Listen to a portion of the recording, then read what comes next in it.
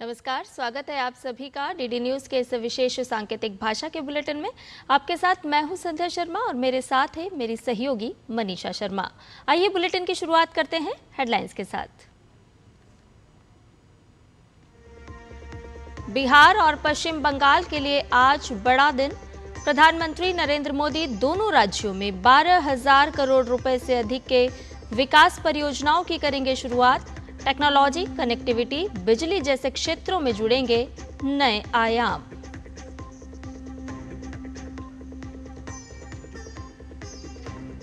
पहलगाम में निर्दोष लोगों का खून बहाने वाले टीआरएफ को अमेरिका ने घोषित किया आतंकी संगठन।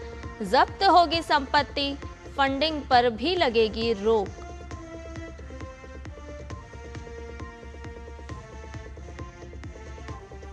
आज भारतीय नौसेना के बेड़े में शामिल होगा निस्तार।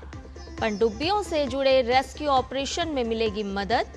पहला स्वदेशी डाइविंग सपोर्ट वेसल विशाखापट्टनम में होगा कमीशन।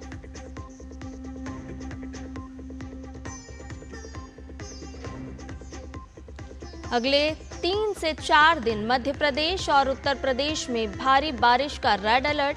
पंजाब, हरियाणा और राजस्थान समेत पहाड़ी इलाकों में भी होगी मूसलाधार बारिश।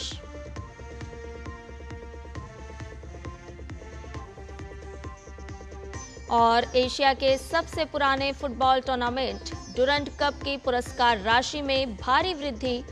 3 गुना बढ़ी प्राइज मनी। 23 जुलाई से होगी टूर्नामेंट की शुरुआत।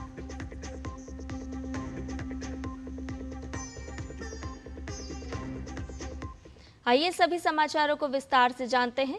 प्रधानमंत्री नरेंद्र मोदी आज बिहार और पश्चिम बंगाल का दौरा करेंगे। पहले बिहार के मोतिहारी जिले में 7,200 करोड़ रुपए से अधिक की विभिन्न विकास परियोजनाओं का शिलान्यास, उद्घाटन और राष्ट्र को समर्पित करेंगे। ये प्रोजेक्ट रेल, सड़क, ग्रामीण विकास, मत्स्य पालन, इलेक्ट्रॉनिक्स और सूचना प्रौद्योगिकी क्षेत्रों से जुड़े हैं। प्रधानमंत्री यहां एक जनसभा को भी संबोधित करेंगे। प्रधानमंत्री गृह प्रवेश के तहत कुछ लाभार्थियों को चाबियां भी सौंपेंगे और प्रधानमंत्री आवास योजना ग्रामीण के 40,000 लाभार्थियों को 160 करोड़ रुपए से अधिक की राशि जारी करेंगे।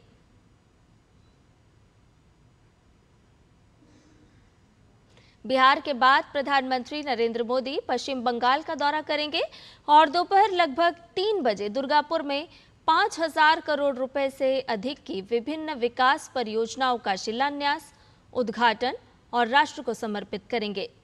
इस अवसर पर प्रधानमंत्री जनसमूह को भी संबोधित करेंगे। दुर्गापुर से तेल और गैस, बिजली, सड़क और रेल क्षेत्रों से जुड़े प्रोजेक्ट की शुरुआत होगी। प्रधानमंत्री बांकुड़ा और पुरुलिया जिले में लगभग 1,950 करोड़ रुपए की लागत वाली भारत पेट्रोलियम कॉरपोरेशन लिमिटेड की सिटी गैस वितरण परियोजना की आधारशिला भी रखेंगे।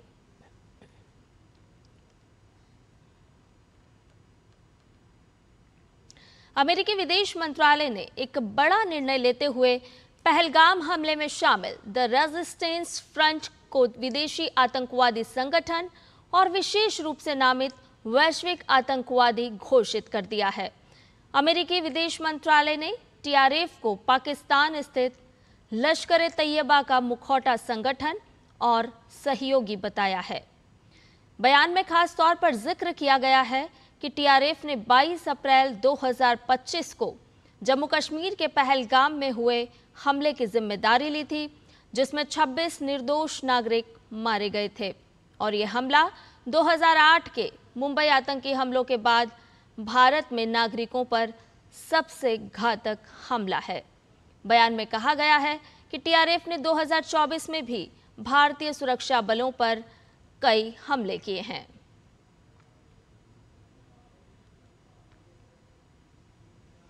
टीआरएफ को आतंकी संगठन घोषित करने के बाद ये बयान अमेरिकी विदेश मंत्रालय की वेबसाइट पर भी लगा दिया गया है, जिसमें कहा गया है कि ये कदम अमेरिकी राष्ट्रीय सुरक्षा हितों की रक्षा, आतंकवाद के खिलाफ कार्रवाई और राष्ट्रपति डोनाल्ड ट्रंप द्वारा पहलगाम हमले के लिए न्याय दिलाने के आह्वान को लागू करने के तहत उठाया गया है।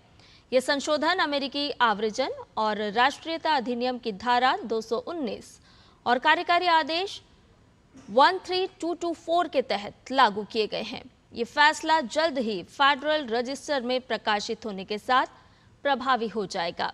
टीआरएफ पर अमेरिकी कार्रवाई का तात्कालिक असर ये होगा कि अमेरिका में टीआरएफ की संपत्ति जब्त होगी, फंडिंग पर रोक लगेगी। अन्य देश भी टीआरएफ को आतंकी घोषित कर सकते हैं। टीआरएफ सदस्यों की यात्रा, वीजा और गतिविधियों पर अमेरिकी और वैश्विक निगरानी बढ़ जाएगी।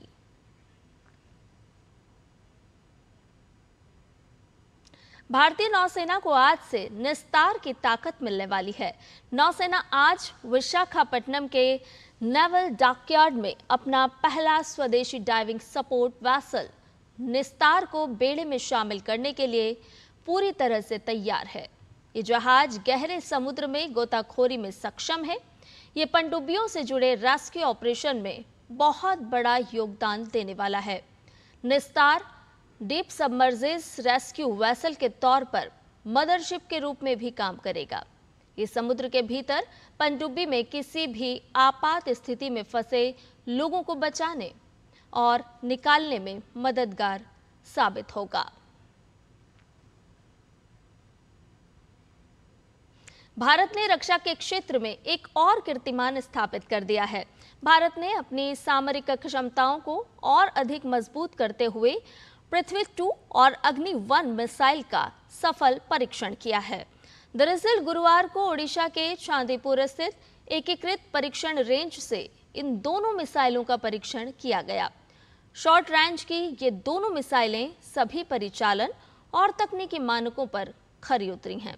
ये परीक्षण सामरिक बल कमान के तत्वावधान में किए गए, जिसका प्रमुख उद्देश्य भारत की न्यूक्लियर डिफेंस नीति को प्रभावी और सशक्त करना है।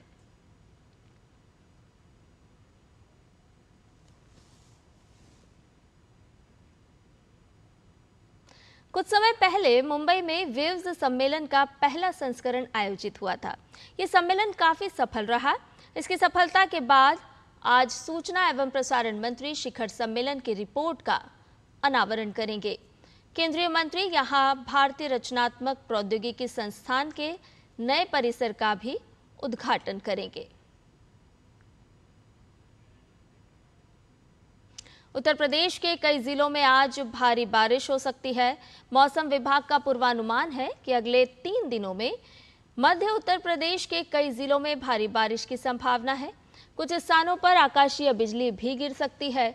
भारतीय मौसम विज्ञान विभाग के अलर्ट के मुताबिक आज प्रदेश के बांदा, चित्रकूट, प्रयागराज, महोबा, झांसी, ललितपुर और आसपास तेज बारिश की संभावना है। मौसम विभाग ने इसके अलावा कई और इलाकों में मूसलाधार बारिश का अनुमान जताया है। प्रदेश के 20 जिलों में बारिश के साथ तेज आंधी भी संभव है।